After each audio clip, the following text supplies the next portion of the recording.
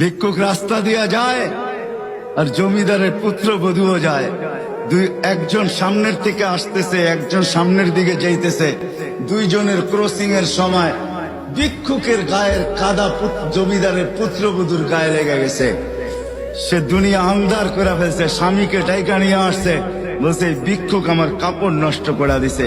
সে শুধু ভিক্ষুক ছিল না, বৃদ্ধ ছিল। বৃদ্ধ ছিল না শুধু, জীর্ণ ছিল, শীর্ণ ছিল। শরীরে কাপড় ছিল না, ফাটা চিরা কাপড় ছিল। পায়ে জুতা ছিল না, পেটে ভাত ছিল না। জমিদারের পুত্র সইতে পারে নাই, যৌবনী শক্তি সয় তো সয় কি কইরা তার স্ত্রীর গায়ে ভিক্ষুকের কাদা।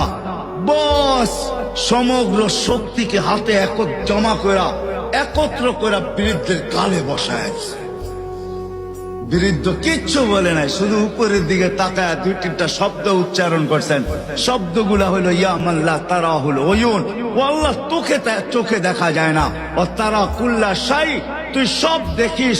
ফারা তারা মা বি, তুই কি দেখিস না আমার সাথে কি ঘটতেছে, এটা কি দেখিস না? বলতে দেরি যুবক, মরতে দেরি হয় নাই।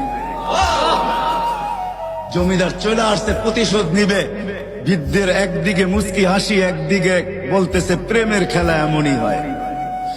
জিজ্ঞাসা করছে কিসের প্রেমের খেলা রে? বলছে ওর প্রেমিকার গায়ে আমার কাদা লাগছে, পায়ের কাদা লাগছে, ও সইতে পারে নাই।